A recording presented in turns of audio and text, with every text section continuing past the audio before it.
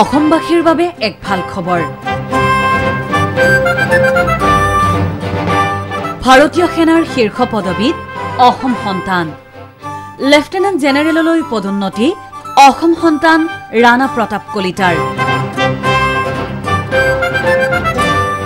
সম্প্ৰতি নতুন দিল্লীত কৰ্মৰত ভাৰতীয় সেনাৰ মেজৰ জেনেৰেল ৰাণা প্ৰতাপ কলিতাৰ ঘৰ ৰঙিয়াৰ শান্তিপুৰত। উল্লেখযোগ্য যে বিগত বৰ্ষত ভাৰতীয় সেনাৰ অতি বিশিষ্ট সেৱা মেডেল লাভ কৰিছিল ৰাণা প্ৰতাপ কলিতাই।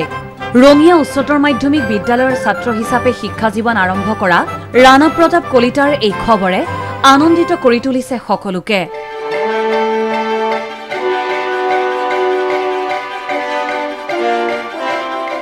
গোৱালপাৰাৰ সৈনিক স্কুলৰ ছাত্ৰও আছিল ৰাণা প্ৰতাপ কলিতা।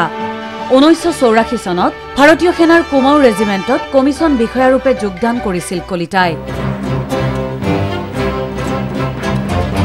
কাশ্মীৰত 13 ৰাষ্ট্ৰীয় ৰাইফলছ, লক্ষ্ণৌত 71 ইনফেণ্ট্ৰি ব্ৰিগেড আৰু কাশ্মীৰৰ বাৰামুলাৰ এলুচিত 19 ইনফেণ্ট্ৰি ডিভিজনক নেতৃত্ব দিছিল ৰাণা প্ৰতাপ কলিতাই।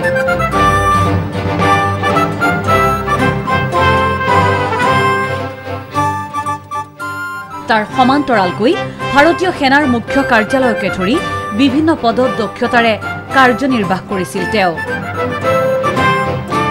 শ্ৰীনগৰত ভাৰতীয় সেনাৰ 15 ক'ৰৰ ব্ৰিগেডিয়াৰ জেনেৰেল হিচাপেও কৰ্তব্যৰত আছিল তেওঁ।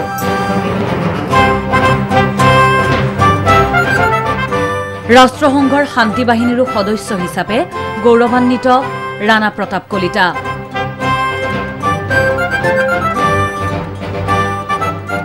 Bureau report DY365।